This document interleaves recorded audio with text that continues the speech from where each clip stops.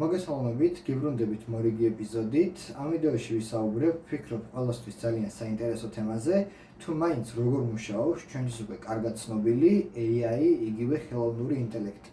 თუ თქვენ ამ ვიდეოს უყურებთ, დიდი ალბათობით თავადაც ხართ ხელოვნური ინტელექტის მომხმარებელი და თან შეიძლება ისეც კი, რომ ეს საერთოდ არ იცოდეთ. ვიდეო გაყოფილია სამ ნაწილად. პირველ ნაწილში ვისაუბრებთ ზოგადად AI-ის შესახებ და კლასიფიკაციების შესახებ, რომლის მიხედვითაც ჩვენ შეგვიძლია თითოეული მათგანი დავყოთ და ასევე მეტნაკლებად ჩავშლით თითოეულს. რაც შეეხება ვიდეოს მეორე ნაწილს, იქნება ძირითადი ნაწილი, სადაც ვისაუბრებთ, როგორ შეუძლია ხელოვნურ ინტელექტს ჩვენს მიერ მიცემული დავალებების შესრულება და პასუხის დაბრუნება. ხოლო მესამე ნაწილი იქნება პრაქტიკული მაგალითების ჩვენება, რომლითაც შევეცდები, რომ პირველ ორ ნაწილში ნახსენები და ახსნილი მასალა უფრო თვალსაჩინო და ადვილად აღსაქმელი გავხადო, რათა წარმოდგენა გქონდეთ აი ამ ახალ ტექნოლოგიასთან დაკავშირებით. ასევე აქვე ძალიან დიდი მადლობა მინდა გადაგიხადოთ 100 გამომწერისთვის, უკვე 100-ზე მეტია. და როგორც YouTube Shorts-ში ვახსენე, ამასთან დაკავშირებით ვატარებ გათამაშებას და ვიდეოს მსვლელობის განმავლობაში გაიგებთ ზუსტად რა და რა პრინციპით გათამაშდება. ამიტომ არ გადაახვიოთ ვიდეო და არ დაგავიწყდეთ ვიდეოს მოწონებაც.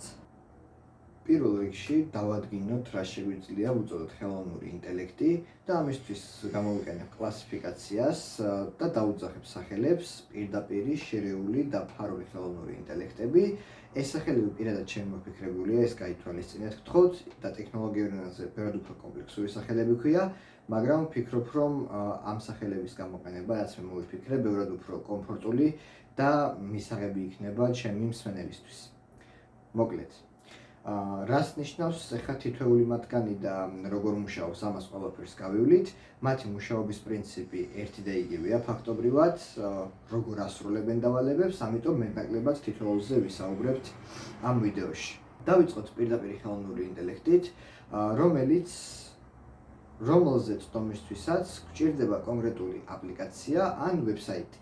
როგორებიცაა მაგალითად ChatGPT და Gemini არიან პირდაპირ ხელოვნური ინტელექტები, მათზე თომისთვის გვჭირდება მათი საიტები და აპლიკაციები, რომ ისინი ესე ვთქვათ ჩვენ გამოვიყენოთ.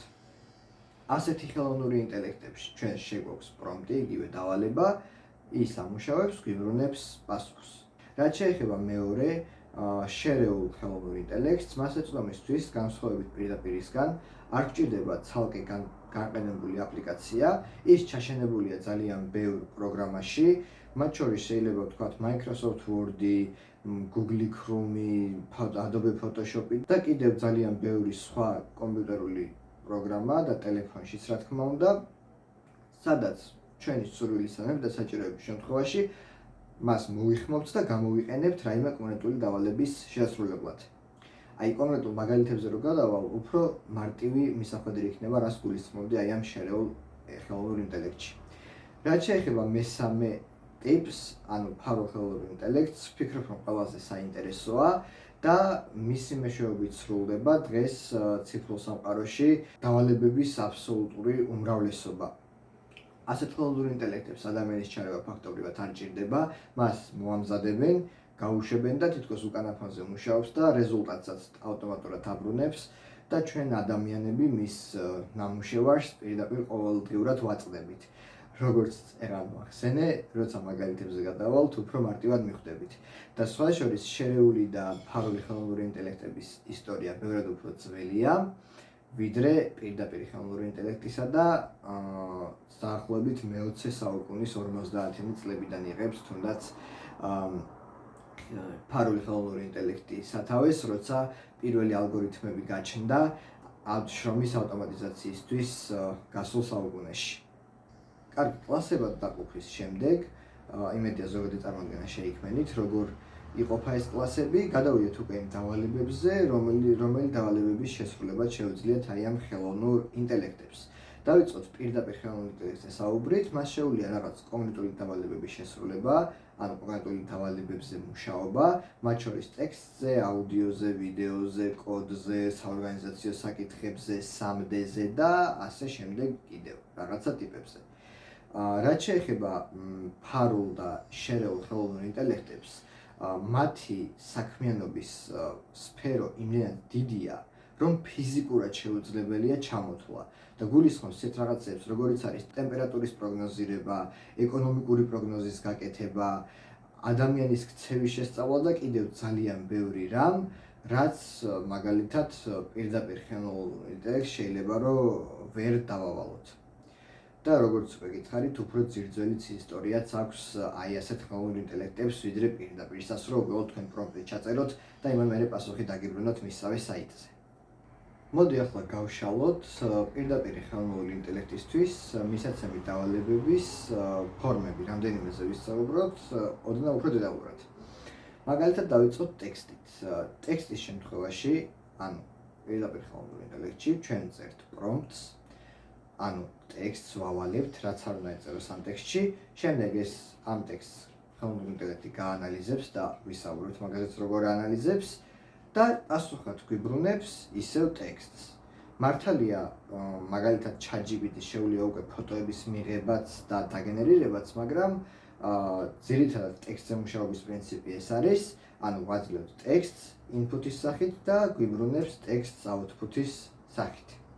რაც შეეხება ფოტოს, ფოტოს შემთხვევაში შეგვიძლია რომ მივაწოდოთ როგორც პრომპტი, ანუ ტექსტი ჯერ და უთხრათ რომ აი ესეთი ფოტო დამიგენერირე, ეს ხდებოდეს და ეს ხატოს ზედ, ან აუწვირთოთ ჩვენ თვითონვე ფოტო მივაწოდოთ უკვე პრომპტშივე და მან პასუხად დაგვიბრუნოს ან საერთოდ ახალი ფოტო დაგენერირებული, ან თავდაპირველად მიწოდებული ფოტო გააკორექტიროს. ეს არის ფოტოს ტიპი.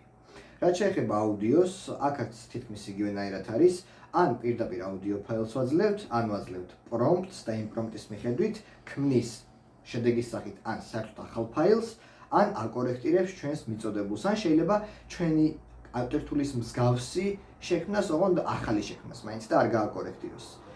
რაც შეეხება ვიდეოს, ვიდეო ფაქტობრივად ფოტოების და აუდიოს მიქსია, იმიტომ რომ მოგესალმებათ, როცა ვიდეოს ვაძლევთ პრომპტად, თან ვიდეოს ვთხოვთ აუთპუტად, ვიდეოც შედგება კადრებისგან და ხმისგან, ხო? ანუ 60 კადრი წამში, 30 კადრი წამში და ჩვენ რომ მაგალითად input-ში, ანუ პრომპტში დავალებაში ვაძლევთ ვიდეოს ხელოვნურ ინტელექტს, ის ამ ვიდეოს შლის კადრებად, სათითაო კადრად და როგორც ფოტოს ისე ამუშავებს და აუდიოსაც როგორც ცალკე აუდიო ტიპს ისე ამუშავებს. რაც შეეხება 3D-ს, ეს არის ერთ-ერთი ყველაზე კომპლექსური დავალება ხელოვნური ინტელექტისთვის. ნუ არის კიდევ რა თქმა უნდა ამაზე კომპლექსურებიც, მაგრამ 3D-ც ერთ-ერთია, როდესაც ხელოვნურ ინტელექტს უწევს 3D ობიექტის ან კორექტირება, ან საერთოდ დაგენერირება ჩვენი პრომპტის მიხედვით. მოგეთ დავადგინეთ რა ტიპებია და დაახლოებით წარმოადგენა შეგვექმნა რა ტიპის დავალებებს ასრულებენ თითოეული. ეხლა გადავიდეთ უკვე ვიდეოს მეორე ძირითად ნაწილზე, სადაც ვისაუბრებთ იმის შესახებ, თუ აი ამ დავალებებს კონკრეტულად როგორ ასრულებენ. მოკლედ, არ აქვს მნიშვნელობა, რომელ ტიპთან გვაქვს შეხება, პირდაპირთან, შერეულთან თუ ფარულთან, მათი მუშაობის სტრუქტურა არის იდენტური და პირველ რიგში რა ინფორმაციაც ესმით, ხედავენ თუ კითხულობენ, აუცილებლად უნდა დააკონვერტირონ რიცხვებში. იმიტომ რომ ხელოვნური ინტელექტი არის დიდი კალკულატორი, რომელიც აკეთებს ძალიან ბევრ მათემატიკას. როცა პირობითად ტექსტის შემთხვევაში, ჯერ როდესაც ჩვენ მივცემთ პრომპტს ან ხედავს სიტყვას, ზოგადად, ეს სიტყვა უნდა გადააქციოს ჯერ ტოკენად. გააჩნია ხელოვნური ინტელექტს, ზოგი სიტყვებს გადააქცევს ხოლმე თითო ტოკენად, ზოგი თითო ასოსაც კი აქცევს ერთ ტოკენად. ეს ტოკენი რა არის? არის რაღაცა რიცხვების ერთობლიობა, მაგალითად 5, 3, 4, 7, 1, 3, 4, 8 და ასე შემდეგ, ანუ არ აქვს არსებითი მნიშვნელობა ამ რიცხვების კომბინაციას, უბრალოდ ანიჭებს თითოეულ სიტყვას ან ასობგერას რაღაცა რიცხვით მნიშვნელობას. პირველი ეტაპი ტექსტში ეს არის. რაც შეეხება ფოტოს, ფოტოს შლის თითოეულ პიქსელად, ფოტო ხო ვიცით, რომ ნებისმიერი ფოტო შედგება პიქსელებისგან, მასობრივი მაქვს მე წინა ვიდეოში, შლის თითოეულ პიქსელად და ჩვენ ვიცით, რომ პიქსელს აქვს თავისი მახასიათებლები, მაგალითად RGB კოეფიციენტები, ანუ წითელი, მწვანე და ლურჯი, ხო, აი ამის კოეფიციენტები აქვს რიცხვებში გამოხატული და ასევე სიმუქის კოეფიციენტიც, ანუ რამდენად ბნელია პიქსელი. ხო და აი ამ რიცხვებს შეკრიბავს და ფაქტობრივად ისევ ტოკენად აქცევს რა, ხო. ეგ არის რიცხვით მნიშვნელობას როგორ იღებს პიქსელისგან. რაც შეეხება აუდიოს, როდესაც ის ხედავს აუდიო ფაილს და ისმენს, ნუ ისმენს და ხეში ნათქვამია, მის ხმოვან ტალღებს აღიქვავს და ხმოვან ტალღებს მოგეხსენებათ აქვს თავისი რიცხვითი მნიშვნელობა და აი ამ რიცხვით მნიშვნელობებს იმახსოვრებს, ესე იგი თითო sample-დან. და მოკლედ ასე იქცევა აბსოლუტურად ყველა ტიპის ინფორმაციასთან დაკავშირებით. 3D ობიექტს ვაძლევთ თუ ტექსტს ვაძლევთ თუ ტემპერატურას ხედავს თუ გარემოს ხედავს, აბსოლუტურად არანაირი მნიშვნელობა არ აქვს. მთავარი მისი პირველი დავალება არის, რომ რამენაირად რიცხვად აქციოს. აი რიცხვად გადაქცევის შემდეგ იწყება ჩემი პირადი აზრით ხელოვნური ინტელექტის მთავარი სასწაული. ის იწყებს აი ამ რიცხვების ვექტორებად ქცევას და ეხლა მინდა რომ კარგად მისმინოთ, რომ ეს ვექტორი გაიგოთ რა არის. ის არის ფაქტობრივად ნებისმიერი პატარა ინფორმაციის რიცხვითი ანაბეჭდი.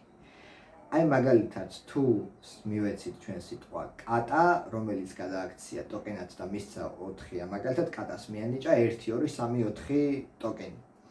ეს ტოკენი კატის ტოკენი გარდაიქმნება ვექტორად და ვექტორი არის ფრჩხილებში ჩაწერილი ძალიან ბევრი ათასობით რიცხვის ერთობლიობა ან ციფრის.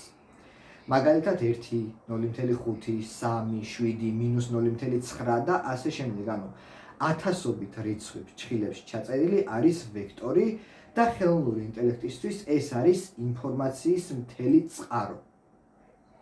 აი ეს არის ეს ჩვენი ვექტორი რა და ეს ვექტორები არის მილიარდობით, იმიტომ რომ თითოეული ინფორმაციის ნაწილისთვის და თითოეული პატარა დათასთვის არის აი ეს ვექტორი შედგენილი. როგორც გითხარით, არანაირი მნიშვნელობა არ აქვს, პირდაპირია შერეულია თუ ფარულია, არაფერს არ წვეთს. როგორც კი მას რიცხვითი გამოხატული მონაცემი ექნება, რიცხვში გამოხატული, ის უკვე იწყებს ამის ვექტორებად ქცევას და ფაქტობრივად ეს არის მისი ცოდნის მთელი ბაზა. აი ეს ვექტორები და წარმოადგენენ ინფორმაციას. იფიქრეთ ვექტორებზე, როგორც ინფორმაციის მახასიათებელზე, მაგალითად სიტყვის მნიშვნელობები, ფოტოზე გამოსახული ობიექტის ფორმები, ან ხმის ტემბრი, სიმაღლე, ანუ რაღაცა კონკრეტული ინფორმაციები ჩვენს მიწოდებულ დათასთან დაკავშირებით. და ესეთი ინფორმაციები არის, როგორც უკვე გითხარით, მილიარდი. შეიძლება ეს იყოს 3D ობიექტის განლაგება სივრცეში, ანუ როგორ არის განლაგებული, სადა აქვს წერტილები და ასე შემდეგ. მოკლედ, ვექტორები არის მთელი ხელოვნური ინტელექტის ცოდნა აი ამ ჩვენს მიწოდებულ პრომპტებზე და ზოგადად მისთვის ახმო სამყაროსთან დაკავშირებით. ერთი სიტყვით ეს ვექტორები არის უკვე მასობრივი ინფორმაცია ხელოვნური ინტელექტისთვის, ხოლო როდესაც უკვე ხელოვნურ ინტელექტს აქვს ეს ცოდნა და ეს ვექტორები თითოეულ ინფორმაციის ნაწილთან დაკავშირებით, შემდეგ ის ადარებს თავის ცოდნაში, თავის ბაზაში არსებულ ვექტორებს, ანუ თავის ბაზაში არსებული ინფორმაციის დეტალებს ჩვენს მიერ მიწოდებულს და აი ამ შედარებებით უკვე გვაძლევს დაბრუნებულ შედეგს, რაც ჩვენთვის უკვე წაკითხვადი, აღქმადია და ასე შემდეგ.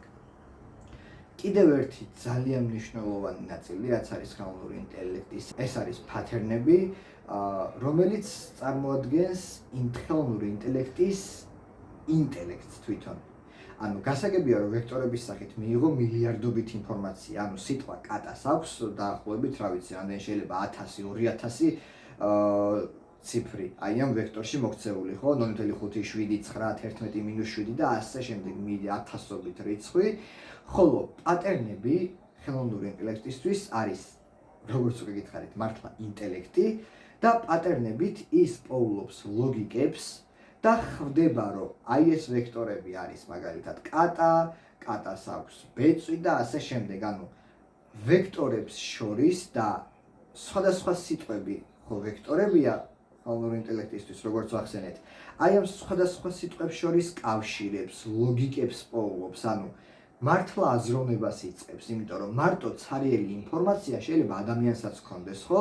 იცოდეს ძალიან ბევრი რამე, მაგრამ მას თუ ინტელექტი არ აქვს, ვერ დააკავშირებს ამ ინფორმაციებს ერთმანეთთან და ვერაფერში ვერ გამოიყენებს ფაქტობრივად. სწორედ აი ეს ლოგიკის ნაწილი და ინტელექტის ნაწილი არის ხელოვნური ინტელექტისთვის პატერნები და ყველანაირ მიწოდებულ აი ამ ვექტორად ქცეულ ინფორმაციას პატერნები უპოვის ლოგიკას და უკვე შეუძლია აზროვნება, ესე ვთქვათ, ხელოვნურ ინტელექტს.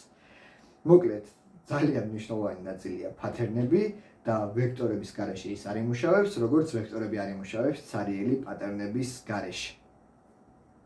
მოკლედ, რომ შევაჯამოთ აი ამ pattern-ებზე საუბარი, მისი საშუალებით, ანუ მისი აი ამ ფუნქციით ახერხებს ხელოვნური ინტელექტი მილიარდობით ინფორმაცია ერთმანეთს დაუკავშიროს და ლოგიკა იპოვოს. ხოლო როგორ და რანაირად აკეთებს ამას, შემდეგი აბზაცის ნაწილია. სანამ ვიდეოს ძირითად ნაწილს დავუბრუნდებოდეთ, აგიხსნით დაპირებული გათამაშების წესებს. მოკლედ, გასათამაშებელი ნივთია ნეტაკის 512 გიგაბაიტიანი სრულად გაუხსნელი SSD, რომელიც არის 5 ჩიპ პლომბებით და გამარჯვებულს გადაეცემა მოკლედ ეს SSD ერთი ცალი. გათამაშების წესებს აგიხსნით, მოკლედ უნდა გქონდეთ მოწონებული ვიდეო, გამოწერილი არხი და კომენტარებში მოკლედ დაწერეთ თუ რისთვის რატომ გინდათ რომ ეს SSD მოიგოთ, გამოიყენოთ და როდესაც გათამაშების თარიღი მოვა, ეს არის 30 აგვისტო, საღამოს 10 საათი, მე 9 საათზე უკვე შევწყვეტ კომენტარების მიღებას, ესე ვთქვათ, და ყველა კომენტარი, რომელიც იქნება კრიტერიუმით აკმაყოფილებული, რომელსაც ექნება, ამ კომენტარებს შევყრი რენდომაიზერში და იმის პრინციპით გამოვავლენთ გამარჯვებულს. მოკლედ, წარმატებები ყველას და დავუბრუნდეთ ვიდეოს ძირითად ნაწილს. დავუბრუნდეთ ვიდეოს მთავარ თემას და გავაგრძელოთ იქ, სადაც გავწყვიტეთ, ანუ პატერნებზე. მოკლედ, როდის სწავლობ ამ პატერნებს? ძალიან მნიშვნელოვან ნაწილზე, მისი არსებობისთვის ფაქტორიულად ყველაზე მნიშვნელოვან ნაწილზე ტრენინგების დროს. არ აქვს ისე ვიმეორებ მნიშვნელობა, ფარულია, შერეულია, პირდაპირია. ტრენინგი ჭირდება აბსოლუტურად ყველა ხელოვნურ ინტელექტს, რაც გარშემო არსებობს. ამ ტრენინგის დროს ხელოვნურ ინტელექტს აწვდიან ძალიან ბევრ ინფორმაციას. ფოტოებს, ვიდეოებს, სტატიებს, ტექსტებს, ანუ ძალიან დიდი რაოდენობით ინფორმაციას. ამ ინფორმაციას გადააქცევს ვექტორებად და პატერნებით, ანუ მისი ინტელექტით. აი ამ ინფორმაციას დააკავშირებს ერთმანეთთან და უკვე ჭკვიანია რა, ჭკვიანი ტიპია ეს ჩვენი ხელოვნური ინტელექტი. აი მაგალითზე ვისაუბროთ, მოდი იდეაში მესამე ნაწილის თემაა მაგალითები, მაგრამ მაინც აქვე ერთს გეტყვით. ავიღოთ ხელოვნური ინტელექტი, რომელსაც უნდა შეეძლოს კატებისა და ძაღლების ერთმანეთისგან გარჩევა.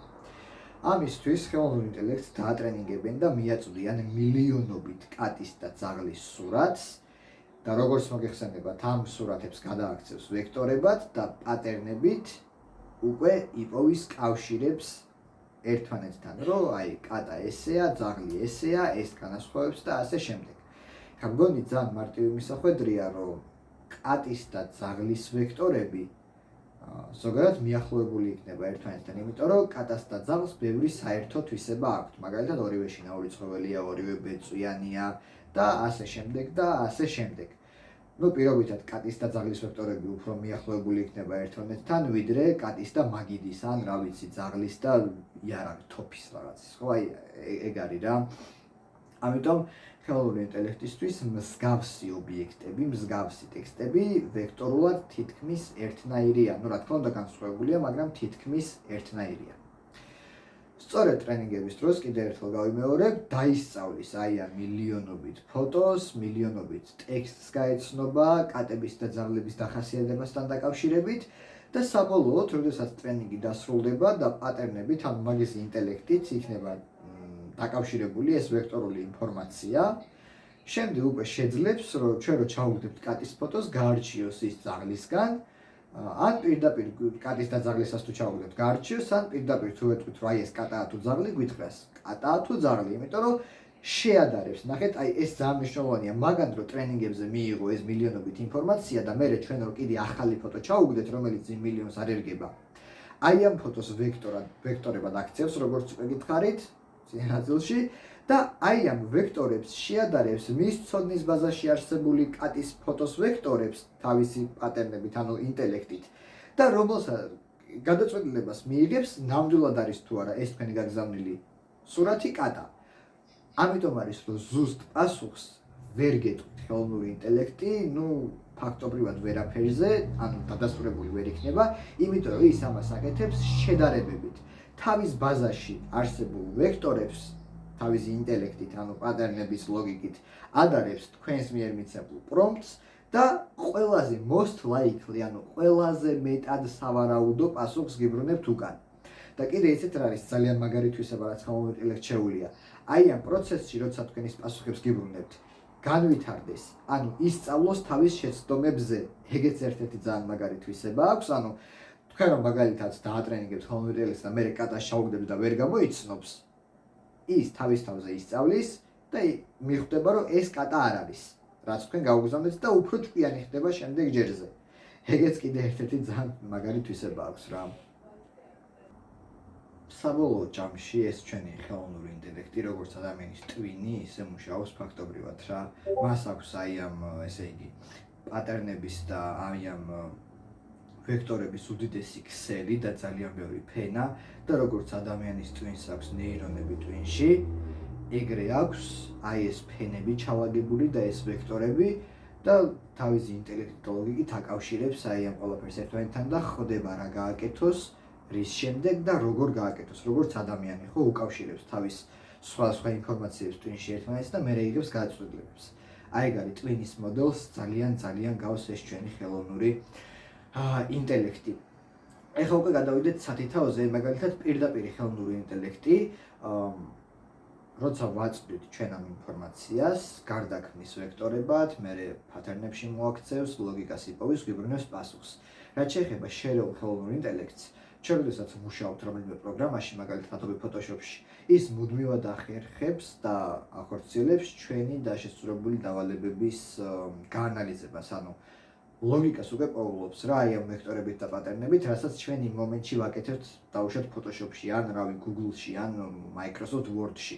და ხოლო როდესაც ჩვენ უკვე დაგვჭირდება კონკრეტულად ეს ხელოვნური ინტელექტი რა და გამოვიყენებთ მის ჩაშენებულ ფუნქციას აი ამ შერეულ ტიპში, იმას უკვე რაღაცა ნაწილი ინფორმაციის დამუშავებული აქვს, როგორც თქვით, რასაც ჩვენ ვაკეთებდით, ჩვენს პრომპტს, ანუ ჩვენ დავალებას, რაც ვიმეცით, იმასაც დაუმატებს და საკმაოდ მალე გვიბრუნებს შედეგს. ნუ რაც დავავალეთ იმისას.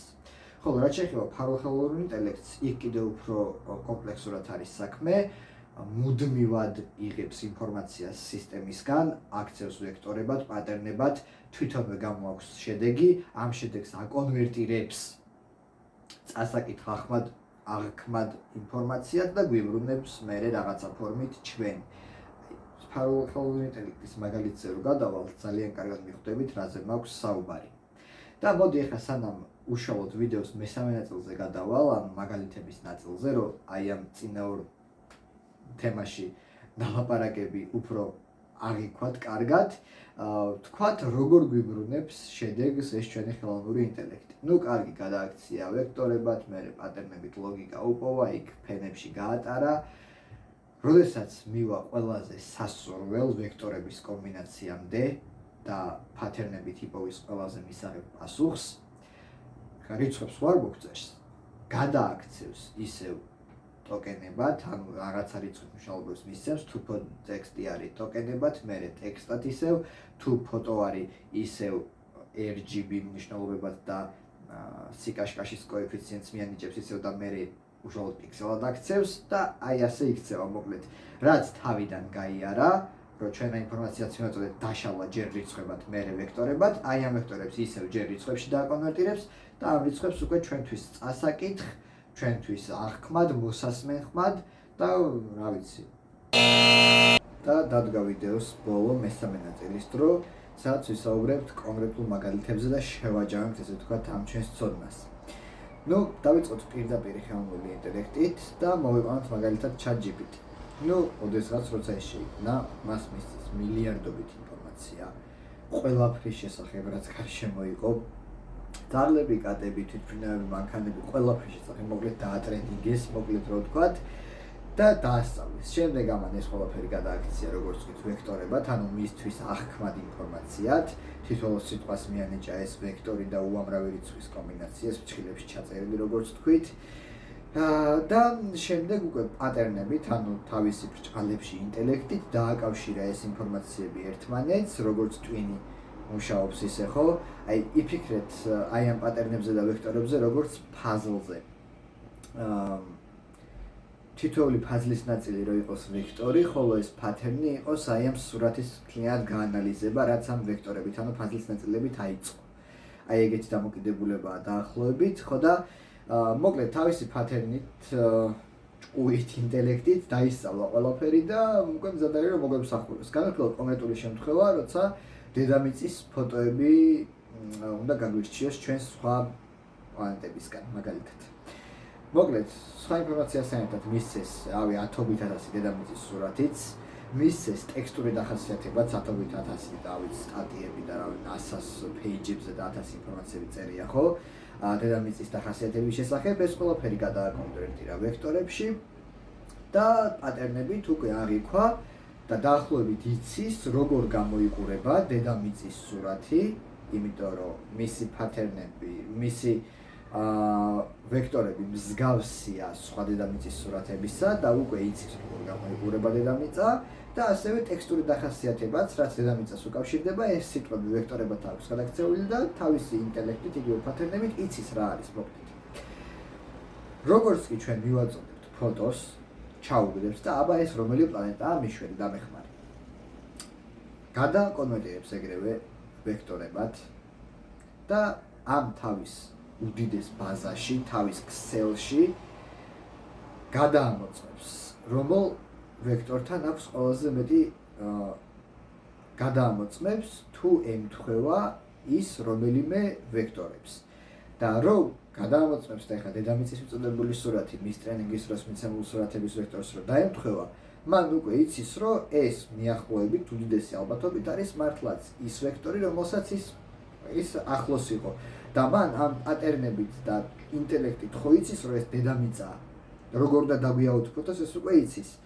ამიტომ, როცა იპოვის მსგავსებას და მიხვდება, რომ ეს კი მართლა ის არის, რაც ჩემ ცოდნაში იყო აი დედამიწის სურათი, ყველაზე საჭირო ვექტორებს, ანუ სიტყვებისთვის, რომ აი პასუხის ფორმა მისცეს, დაგვიბრუნებს, ამით ესე იგი გადააკონვერტირებს ჯერ ტოკენებში, მერე ტოკენებს სიტყვებად უკვე და გვიბრუნებს პასუხს, რომ ეს კი ნამდვილად დედამიწაა, თავის ცოდნის ბაზას შეადარებს. ასე აკეთებს ყველაფერზე.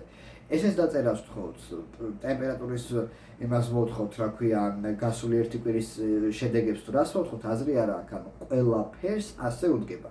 თავის უდიდეს ცოდნის ბაზას ადარებს. რა თქმა უნდა, თავის ცოდნის ბაზაში არის კითხვის დასმა, ანუ კითხვას რო უსმენთ, რო აღიქვას, პასუხი როგორ უნდა დაგვიბრუნოს რა სიტყვებით, ანუ ეგ ყველაფერი ციცის, ესე ეთიკა და საუბრის მანერაც ჩაშენებული აქვს თავის ცოდნაში და ამიტომ არის რომ ადამიანივით გვესაუბრება. თავი მარტო ის არ არის რომ დედამიწის ფოტოებითაა გატენილი ან ძაღლების და კატების რა. რაც შეეხება ხელოვნურ ინტელექტის მეორე ტიპს, ანუ ეს ერთი მაგალითი მგონი საკმაოდ კარგად ავხსენეთ. მეორე მაგალითი ავიღოთ შერეული ხელოვნური ინტელექტი და კონკრეტული მაგალითი ავიღოთ generative fill-დან. ანუ, როდესაც ჩვენ ვთხოვთ Photoshop-ში ხელოვნურ ინტელექტს, რომ რაღაცა ადგილი შეგვივსოს რა, შიგნით Photoshop-ში. რასაც დაუწერთ იმით, იმ ნიუთით ან იმ, რა ვიცი, ობიექტით რა.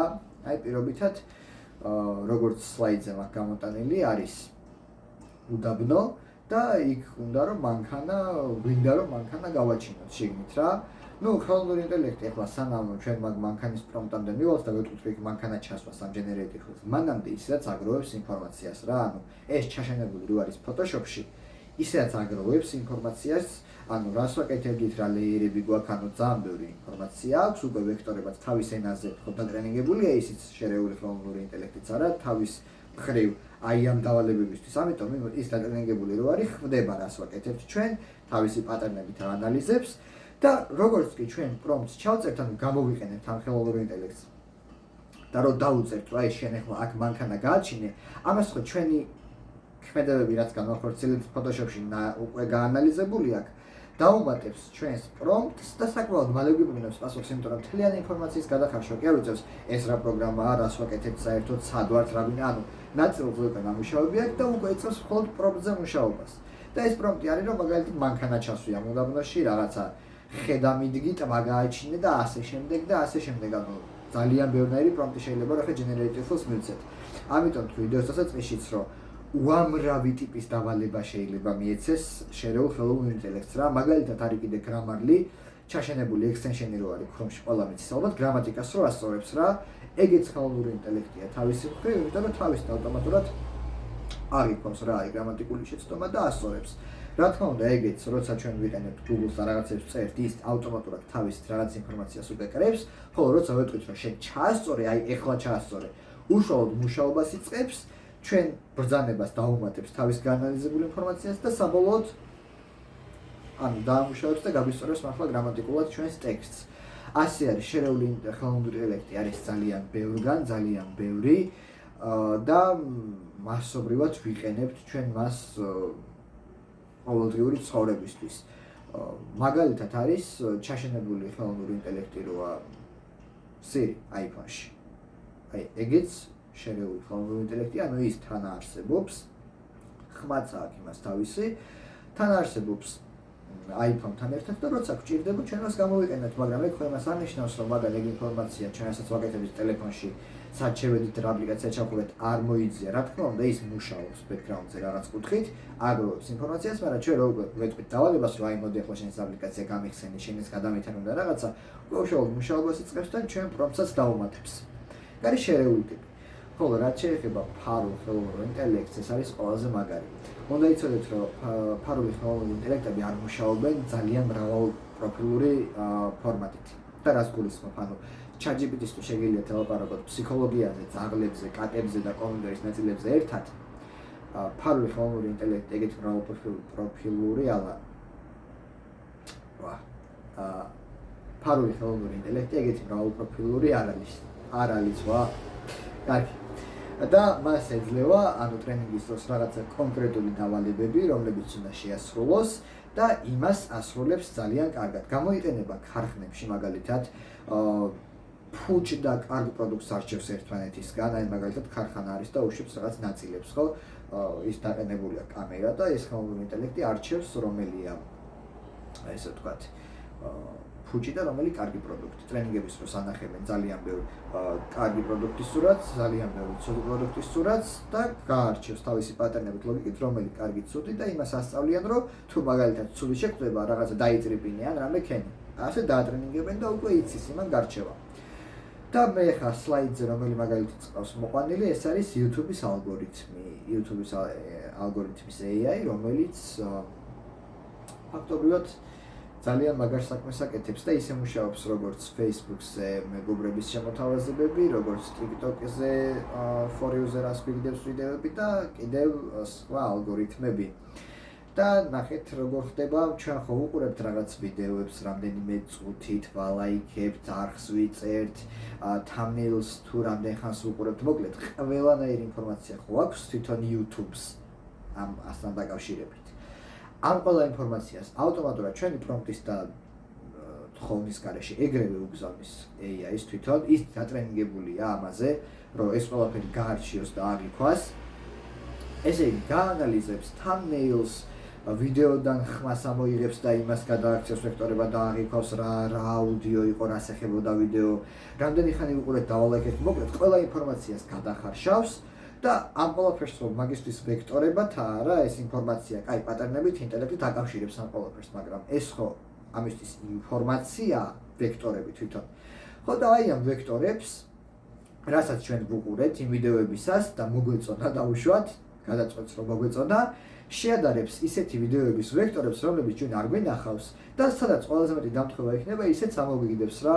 იმიტომ რომ თუ თქვით რომ მაგალითად ფოტოს შემთხვევაში კატის და ძაღლის სურათს ერთნაირი ვექტორები აქვთ, იმიტომ რომ ბევრი რამით გავს ერთმანეთს, შესაბამისად ორი ტექნოლოგიური ვიდეო, რომელიც კომპიუტერებს ეხება, იმათაც ხო საერთო ვექტორები ექნებათ ბევრი. ამ ლოგიკით გვიგდებს ისეთ ვიდეოებს უკვე YouTube-ის რეკომენდაცია, რომელიც ჯერ ჩვენ არ გვინახავს, მაგრამ მსგავსია იმისა, რაც ადრე ვნახეთ და მოგვეწონა. აი ასე მუშაობს და მე საბოლოოდ ხო უკვე ჩვენგან პრომპტის და ყველაფრის გარეშე რო შევდივართ YouTube-ზე პირდაპირ რეკომენდაციებში გვხვდება ეს ვიდეო. რა თქმა უნდა, ეს თემა ძალიან ბევრად უფრო კომპლექსურია და მე ძალიან მარტივად ხსნი ამ ყველაფერს, მაგრამ ზოგადად ძირითადი პრინციპი მინდა რომ გესმოდეთ. და არის კიდევ ისეთი ფარული ხელოვნური ინტელექტები, რომლებსაც ჩვენი ხელისყრა მაინც სჭირდება, მაგალითად თვითმფრინავის ავტოპილოტი და Tesla რო არის მანქანა, იმის ავტოპილოტიც თავისით აკეთებს ყველაფერს, არანაირი ჩარევა ადამიანისგან. გადაწყვეტილებას ყოველთვის თავისი იღებს, ოღონდ გადართვა ჭირდება. ანუ ეგრევე ავტოპილოტით არ მიფრინავს რა.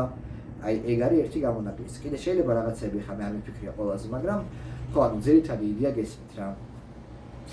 რა ვიცი, სულ ეს იყო ამ ვიდეოსთვის. ვეცადე რომ ძალიან მარტივი ტერმინებით, ისეთებით როგორიც იყო პირდაპირ შერეული და ფარული და ისეთი მარტივი მაგალითებით ამეხსნა ეს თემა, რომ გასაგები ყოფილიყო თქვენთვის, იმიტომ რომ ვფიქრობ ქვეყანაში ძალიან ბევრმა ადამიანმა არ იცის საერთოდ ხელოვნური რაღაცა ღვთაებრივ რაღაცა მიაჩნიათ ხოლმე და აქ ხოცავს, მოკლავს და სახიფათოა და რაღაცები მოკლედ მაგას თალკე ვიდეოში აწერა კიდე შეიძლება მაგ თემაზე ანუ საფრთხეებზე და რაღაცებზე, მაგრამ საერთო ჯამში არის ძალიან მაგარი ტექნოლოგია, რომელიც განვითარებას დააჩქარებს 10 ჯერ და 100 ჯერ და აუცილებლად ყველამ უნდა ვისწავლოთ მისი მეშვეობით ჩვენი საქმის გამარტივება. ჩვენ ამ ვიდეოს თემატიკაში კი არა, სკრიპტის დაწერაში და სტრუქტურულად აგებაში ხელოვნური ინტელექტი დამეხმარა, იმიტომ რომ ამ თემის გარშემო, რაზეც ახლა მე ამ ვიდეოში ვისაუბრებ, ბევრი ინფორმაცია საერთოდ არც ქართულ ლაუწყრულ წყაროებში, ქართულში მით უმეტეს არ არის. მოკლედ, სულ ეს იყო ამ ვიდეოსთვის. იმედია მოგეწონათ, გათამაშების დეტალები უკან ახსენებია ვიდეოში, არ დაგავიწყდეთ კომენტარის დაწერა. გათამაშება ჩატარდება 30 აგვისტოს საღამოს 10 საათზე. მადლობა ყურადღებისთვის და კარგად იყავით.